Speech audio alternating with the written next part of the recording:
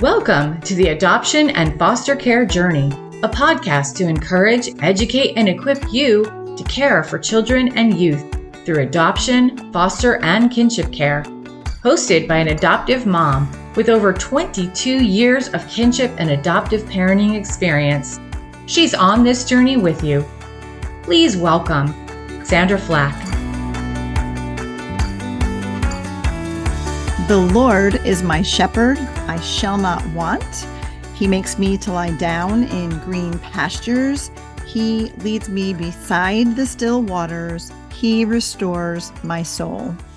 That, of course, is Psalm 23, verses 1 through 3.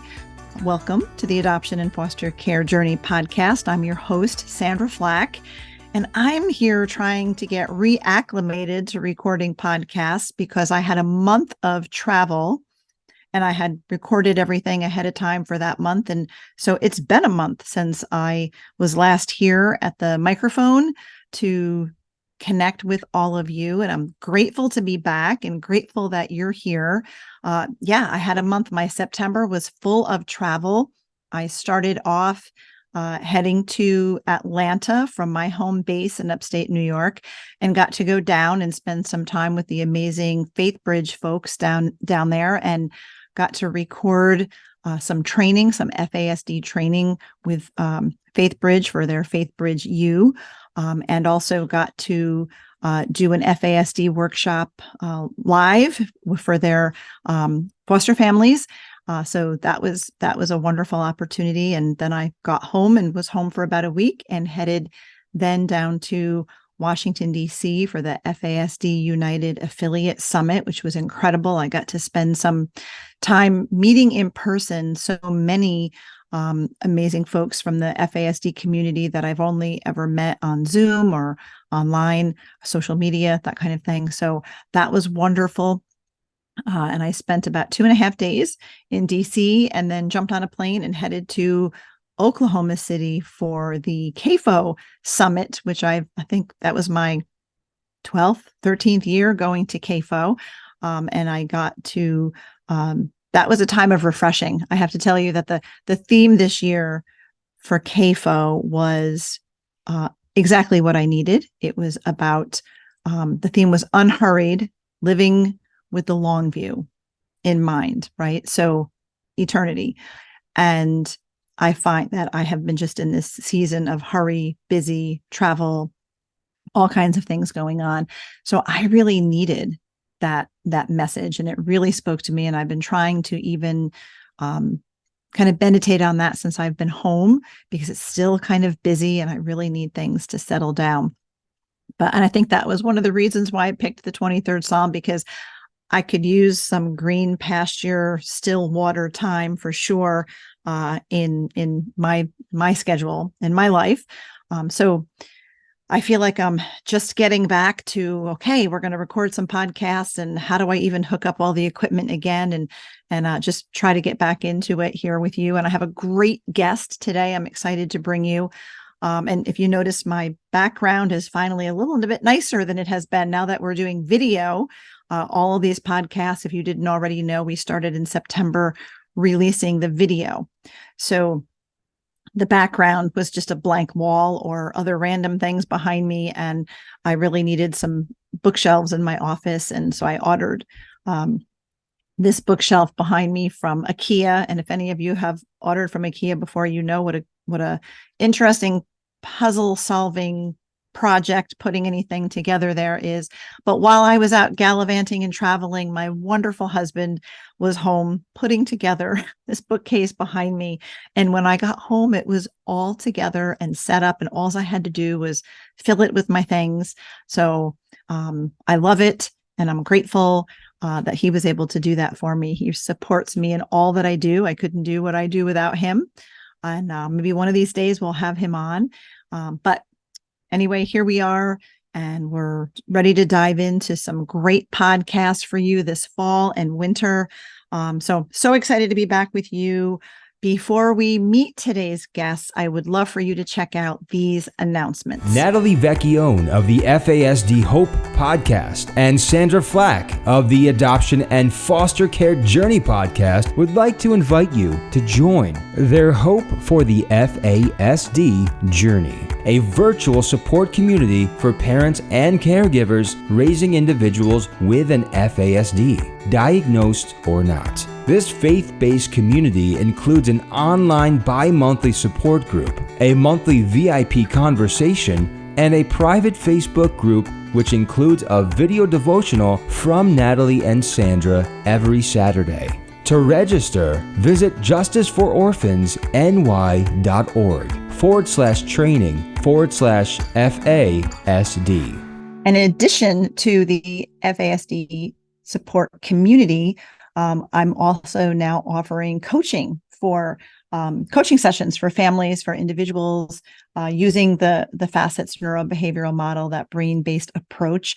So if you're looking for workshops, if you're looking for some coaching, if you're looking for that support group, all of our resources, you can find out more on our website at justicefororphansny.org. And I am excited to bring you our guest today. I've been reading his book, and actually our Hope for the FASD Journey support community. We've been going through the book together, chapter by chapter, and getting so much out of it. So our guest today is Nate Sheets. He is an FASD behavior consultant and parent coach with 15 years of experience working with neurodivergent people of all ages and their families. He developed the cognitive support framework after taking a personal interest in cognitive neuroscience and neurodiversity. Nate is also author of the book, Essential FASD Supports: Understanding and Supporting People with Fetal Alcohol Spectrum Disorders. Please welcome Nate Sheets. Hey, Nate. Hello. Thanks for having me. Oh, I'm thrilled to have you. So excited because I know our support group has been going through your book chapter by chapter as a book study, and just so excited to be able to meet you and have this conversation with you because we are really enjoying your book, the Essential FASD Supports. I have it here.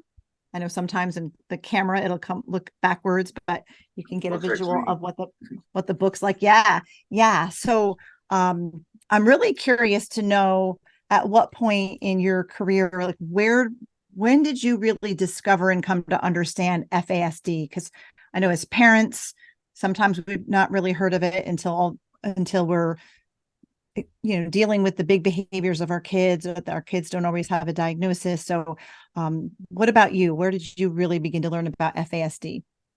Yeah, I started to learn about it in an entry-level position at a foster care agency. It was like a private foster care agency here in Oregon that worked like with therapeutic level care. So it was like beyond the child welfare, but the intense behaviors and needs specifically for kids with developmental disabilities.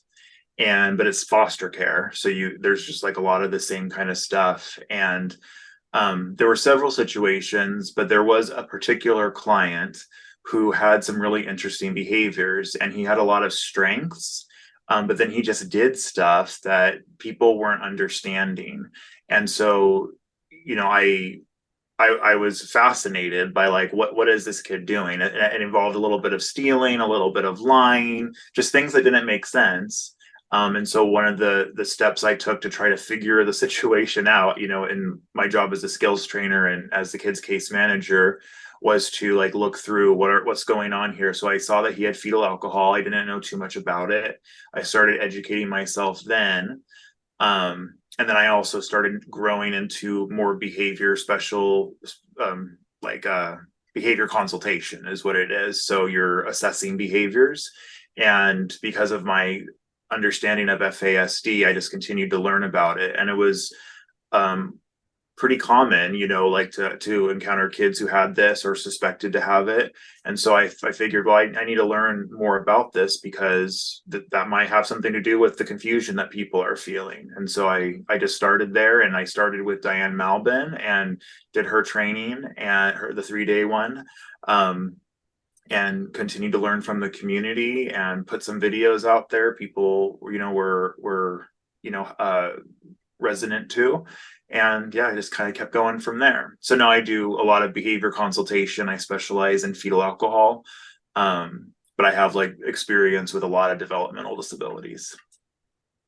That's wonderful. And I'm so grateful for the work that you are doing, because it's not everybody, even professionally, really understands FASD. And then for you to take that seriously and sort of dive deep into it. I'm thrilled that you got some training with Diane Melvin. I'm a certified facilitator of the Facets neurobehavioral model, which is a mouthful, but that's how I'm required to say it, because I don't work for Facets. So I can't say I'm a Facets facilitator, but I am trained in the neurobehavioral model, and I teach and train using that. So I am so grateful for everything that you shared, because I find that as you unpack things in your book, it lines up very well, like very similarly, that whole brain-based approach. So I really appreciate it. And in your book, you outline what you call cognitive support framework. So would you explain that to us?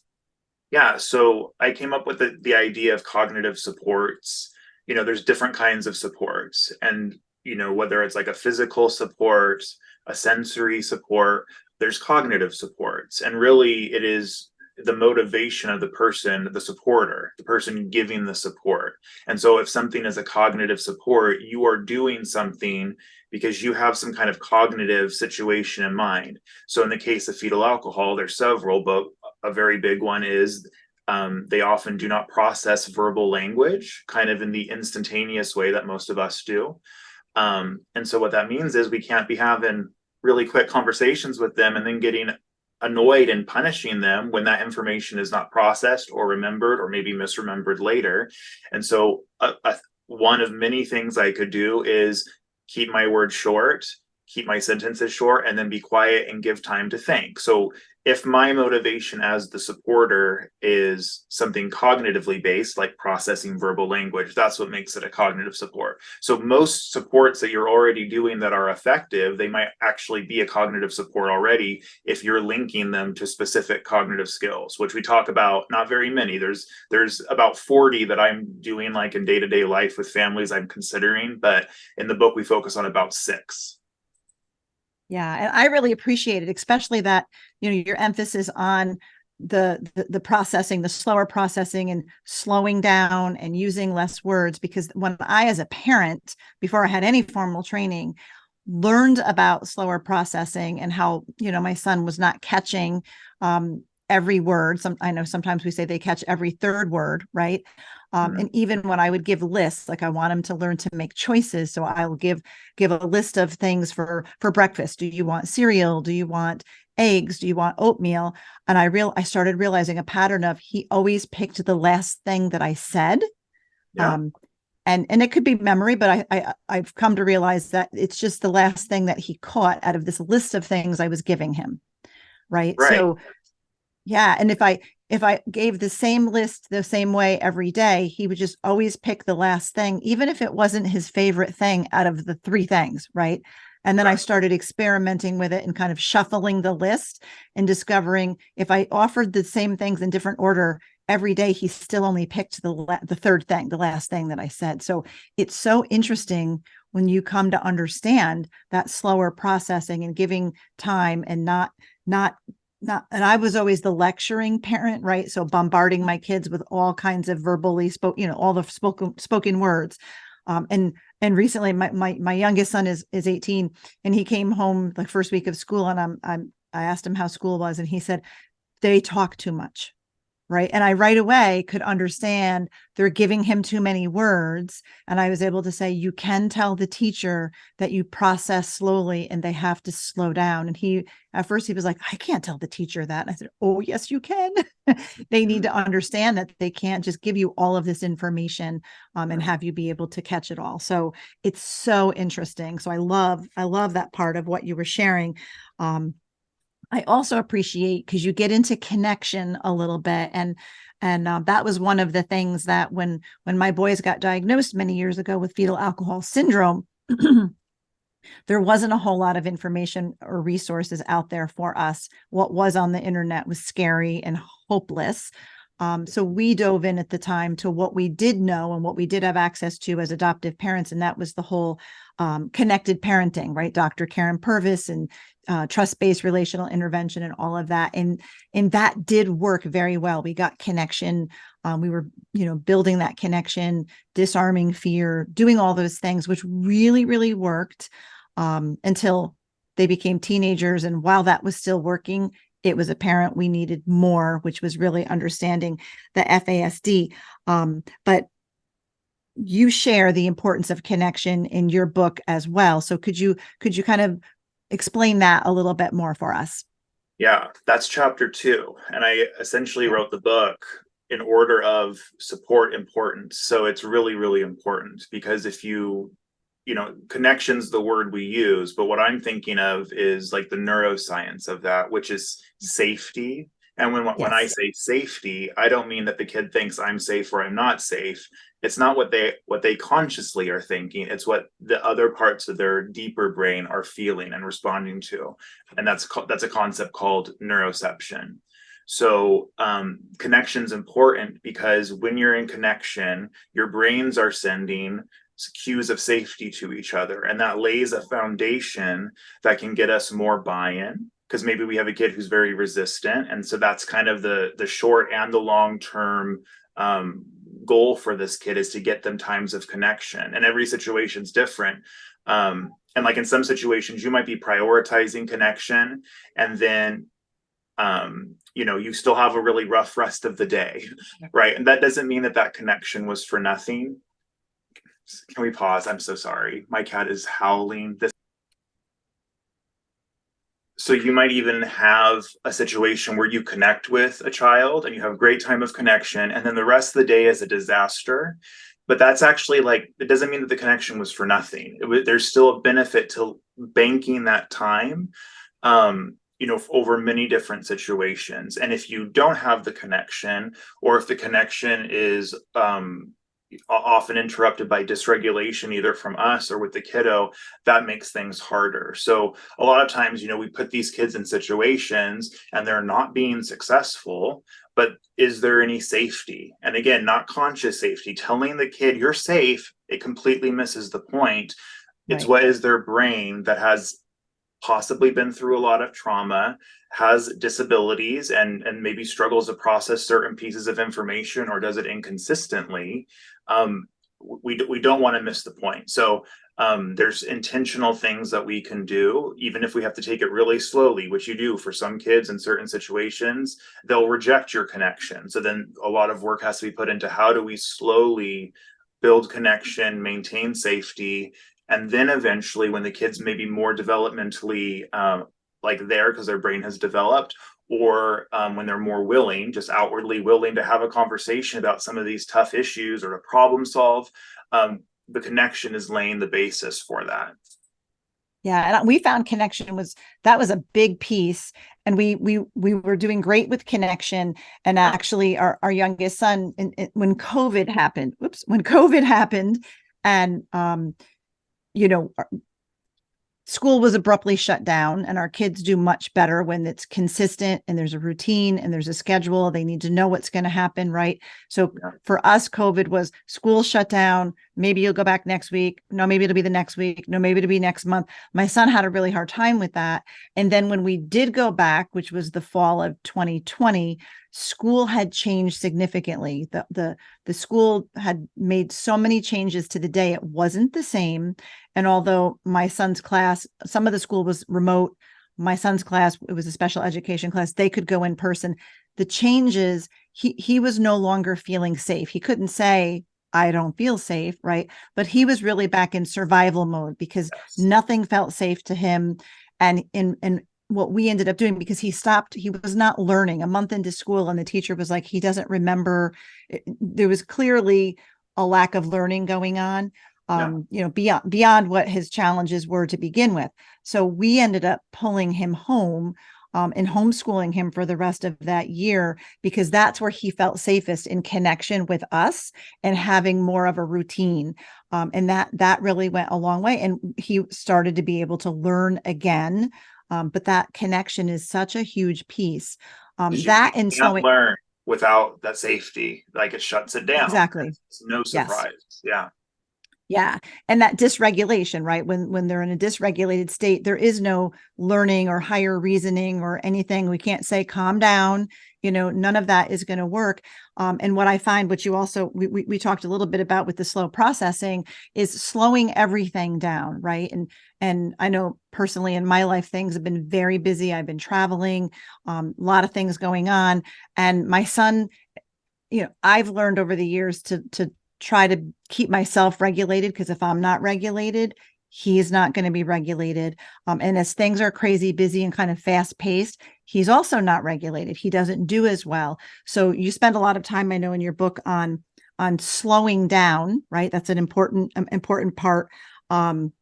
Slowing down. And why is that? Can you explain a little bit? Why is that important with an individual with FASD?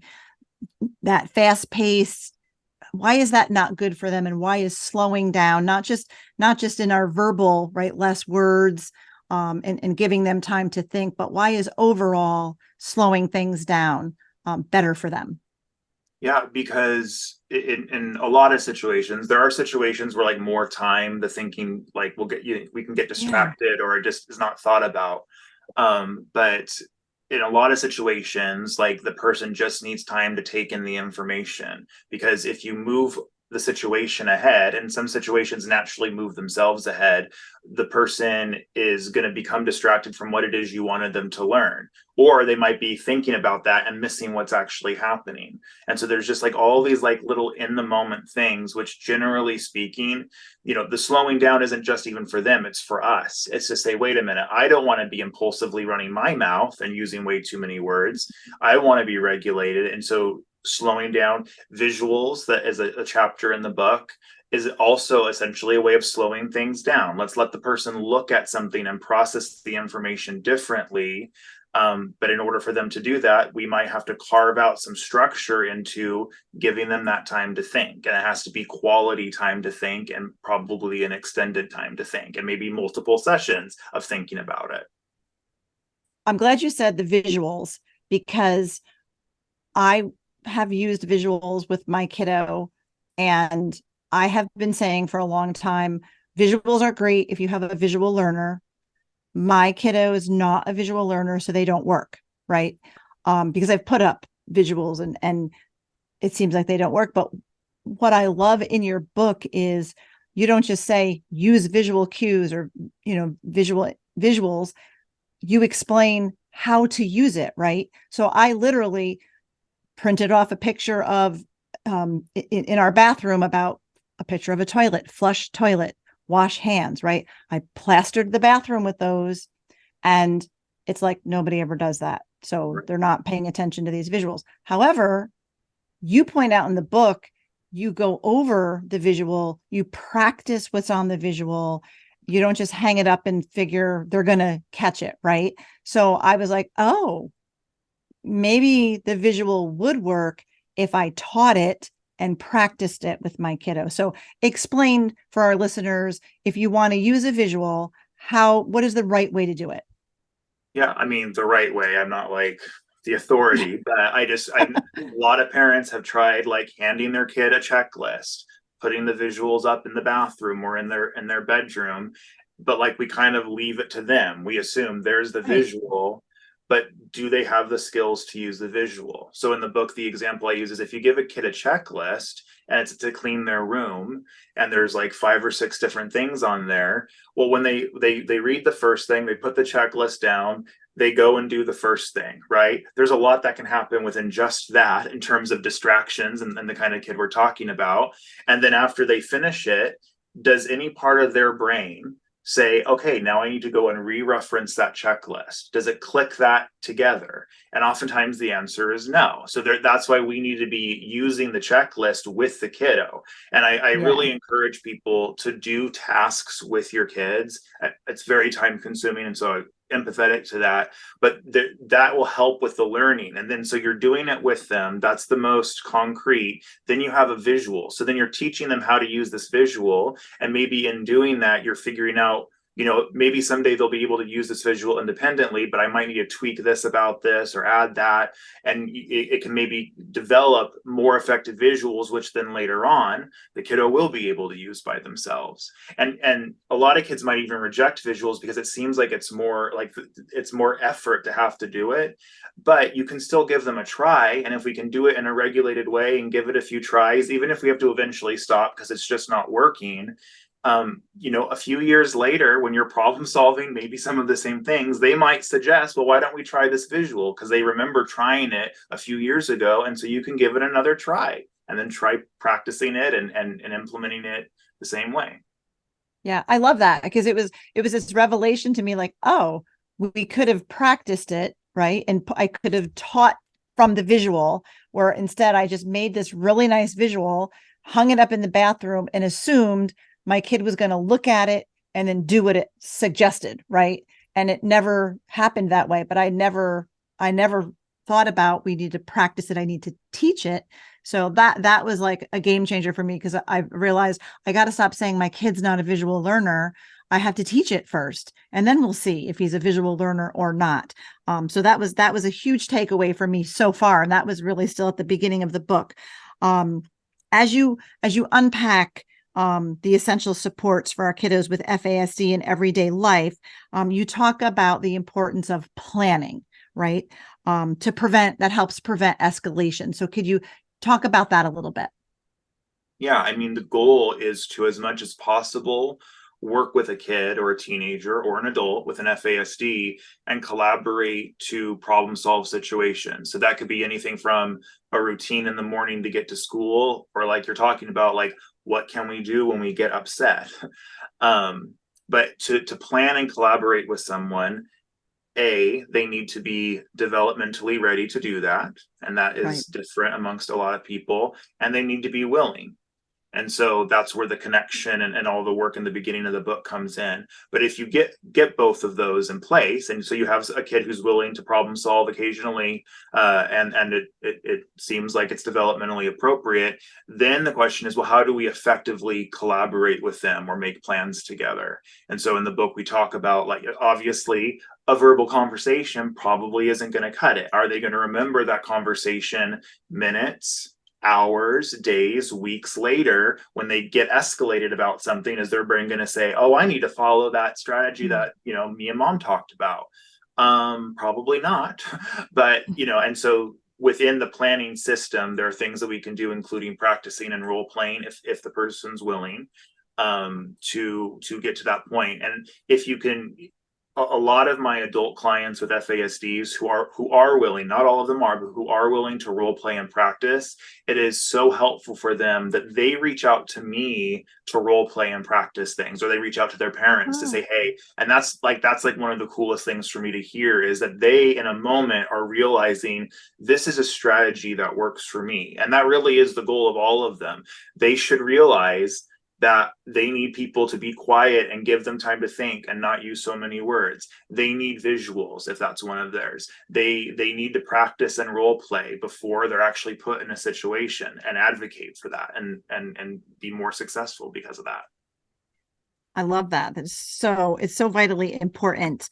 Another thing that is important, I have found, is as parents and caregivers, we need to rethink, right? We need to, I always say, adjust our expectations, and we need to rethink, right, some of the things that we're doing. And I know you've talked about, where when it comes to things like lying or stealing or whatever those things are, that we automatically assume that it's morally based, right? It's intentional lying and intentional stealing, and they're being intentionally oppositional, right? But you point out that we need to rethink how we think about those things. So unpack that a little bit for us.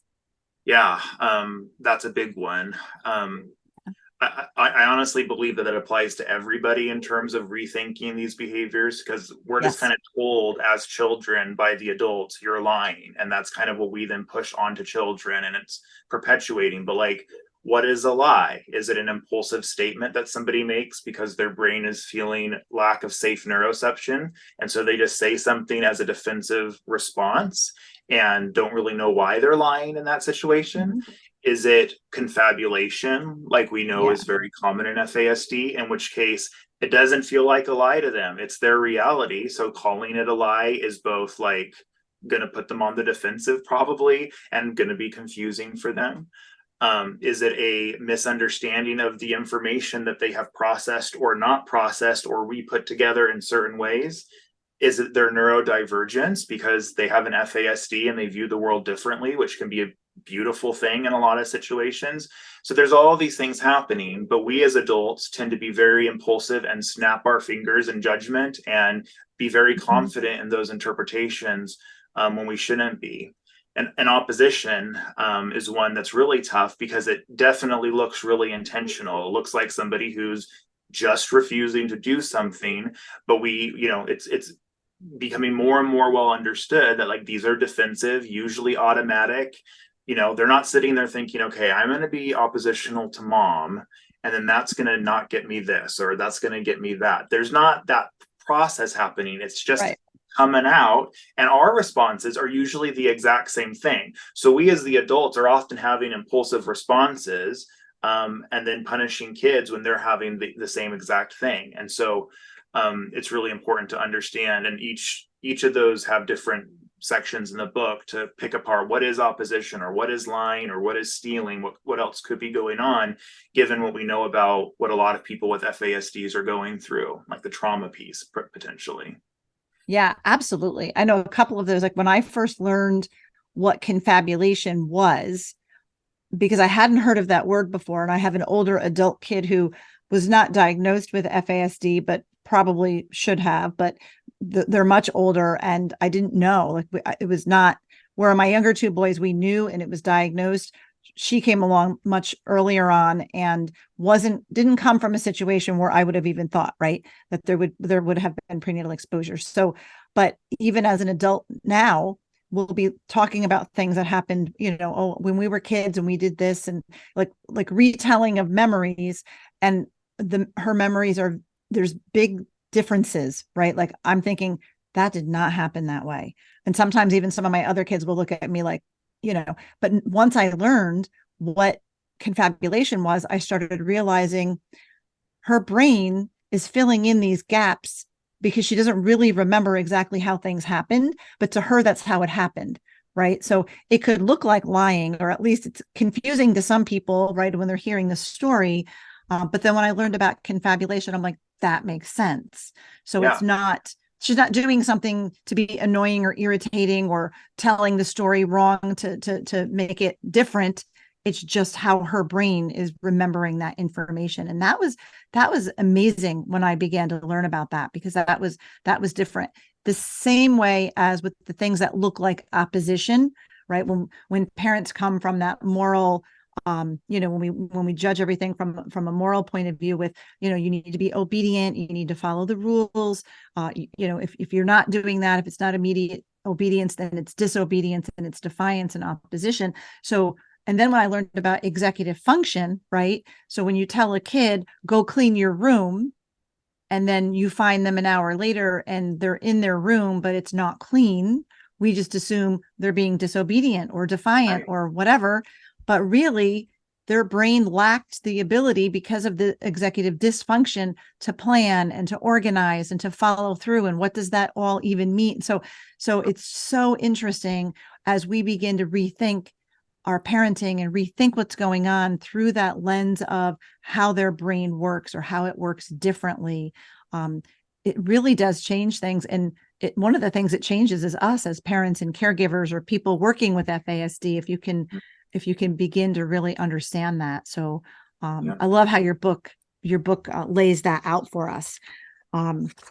So my next question here, because we talked about the importance of connection, and yet our kids with FASDs often have difficulty with social situations, right? Whether it's family or kids in the classroom or just out in the community, they often can really struggle socially, right? So how can we as parents and caregivers help support our kids who do have a hard time in those social situations?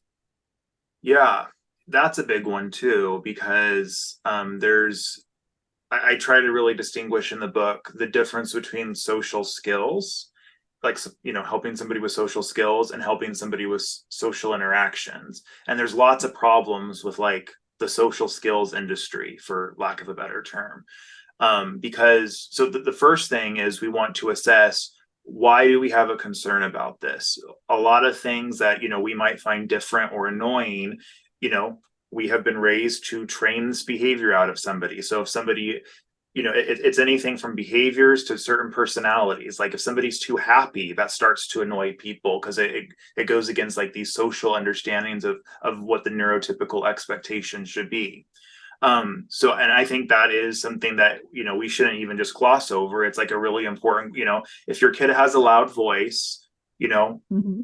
is there always a correction needed, right? Or can they just be loud because that's likely a sensory thing, or, an expression thing, how they enjoy playing with others. So we just really want to make sure that what we're not trying to do when we even talk about supporting social interactions is trying to make neurodivergent kids look more neurotypical, because that's going to take you in a likely bad direction. But then there are definitely legitimate, situations where we value their neurodivergence, where we're cool with them being who they are, being a little quirky, being different than everybody else. We see the strengths in that, but like, it's still really hard for them to hang out with other kids without quickly getting escalated, or maybe getting too competitive and, going in wanting to have a good time, but then just things go too quickly. And I think that's really what it is. It's about, how do we apply all of the essential supports that we learned earlier in the book to this idea of social interactions? Can we preset them up instead of having, so like one example is, instead of having somebody just come over and hang out and, it's really free flow, that may not work for a lot of kids. Right. So maybe it needs to be structured, and finding peers who are willing to do that. Really trying to match with peers who have the same play style, or maybe who, if you have the terms people use, I have a controlling kid when they're playing, like, well, I call them directors. They like to direct, right? Because maybe that's how their brain processes, and it's hard for them to like play games, and respond to what other people are doing in real time, because that actually requires a lot of quick thinking. And so they default to, you need to do this and you need to do this, and then maybe get escalated when the peers don't do that, which a lot of peers don't necessarily want to do that. So just finding like good matches where we can maybe do a little bit of that and let them have some of what works for them. And then also really intentionally practice with them outside of the moment. What can you do if this happens? Let's actually pretend that you just lost this game. What would you do? Have them practice taking that deep breath, or coming over to you for a hug. So really pre-practicing and role-playing as much as possible, and then setting up interactions that actually make sense, instead of kind of throwing them in there, day after day, week after week, and establishing patterns of reactivity with peers. Yeah, that makes me think of my son. The first year that we sent him to school was fifth grade, and we had homeschooled previously, and then he went in fifth grade. So one area that he did not do well in was the playground, right? Recess, because recess was a time during the day where there was no structure, right? And it's all the yelling, a lot of very overstimulating, and he didn't know what to do. He lacked some of the social skills, right, to be able to just go play or go do whatever. And the teacher or the aide on the playground had picked up on this early on. Like this, he sort of would self-isolate on the playground because he didn't know what to do. So they actually came up with a plan of, instead of having him out on the playground, because it really wasn't a good fit for him, that each day at recess, he would get to be in the classroom to play board games, which is something he does really like to do. And then there were different students, they would rotate through. So other students, and it wasn't like a punishment, it was like an opportunity, right, to come in the classroom and play a game. Because my son actually did much better. It was much more quieter. It was more self-contained. It was less people, and there was a structure to it. And that's how he spent recess the rest of the school year, and was very successful. So it's one of those, again, where we're modifying the environment and better supporting the individual so that they can be successful. So yeah, I loved all of that in your book. Is there because where do you have a website? Like, where can we point listeners to not only get your book, but to learn more if they wanted to connect with you and learn more about this? Yeah, so you can visit my website. It's cognitive support. So you can also go to cogsupports.com /book, and you can order it from me directly if you are in the US. You can also order it on Amazon, especially if you're international. It's available in multiple of the international Amazon stores and other retailers online. But yeah, and well, just on top of what you were just saying, I had a family who once they noticed that when their daughter was trying to play hide and seek, she would freeze because she, in that moment of, the countdown or whatever, she's trying to hide somewhere, her brain was too escalated, in a sense, too happy and excited to even find a place to hide. And so I said, well, why don't you take her outside of school, to the playground, and help her find the good hiding spots proactively. And then the next day she's in school, she'll have some pre-planned places to go. And that's what they did. And it helped with the processing in the moment because she had done a lot of that pre-planning ahead of time, and it worked great. So, wow. Yeah, because remembering in that moment where to go, right? Yeah. I could see where that would be a challenge. But then if you have those go-to places because you've practiced it and planned ahead, I find that the planning ahead, preventing in some cases, especially when we have the impulsivity, which we didn't even get to, and just being prepared like that really does help our kids to be more successful. Yeah. And it's not 100%, I'm definitely not suggesting that everything here brings perfection or bliss. There's just so many factors when you're trying to take a brain first situation. There's billions of neurons. There's just so many things that could be happening. But I think that a lot of parents are at a place where, in some situations, 10% improvements are valued, or 50% improvements are great. So it's a matter of continuing to explore, what works and what doesn't work for each individual child with an FASD. Yeah, because every brain is different, right? So these are all great strategies to implement, to explore. Sometimes, with any of these things, sometimes it works and sometimes it doesn't. And it depends on the day of the week, right? Or the time of the year, and every brain is different. But these are definitely, I highly recommend the book, Essential FASD Supports. It is an incredible resource that every foster and adoptive parent, I believe, should have. We will put links in the show notes so that way our listeners can easily find your book and find your website. So Nate, as we wrap up, most of our listeners are adoptive and foster parents, or grandparents, even raising grandchildren, who may or may not know that there's been prenatal exposure. But it's, we're on this journey. It can be very difficult because you've worked in this space of foster care with foster kids, so you understand that. So would you leave us with some encouraging words or some advice to help our parents listening?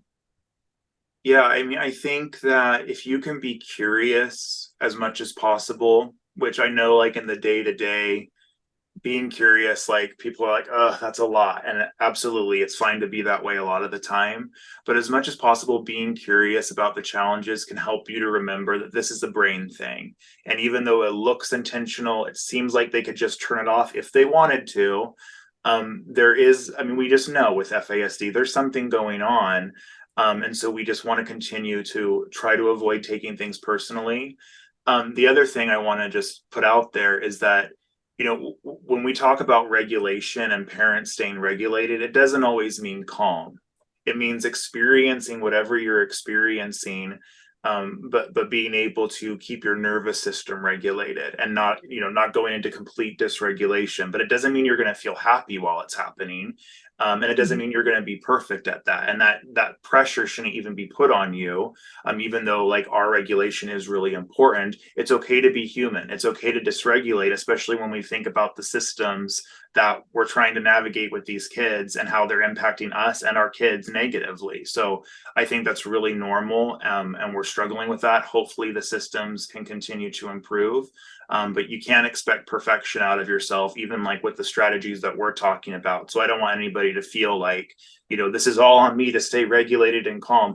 You're a human too. You're allowed to struggle, just like our kids are allowed to struggle. So let's have a plan for when we're struggling, hopefully with everybody, get to a place where we can be proactive again and try to move forward for the next time.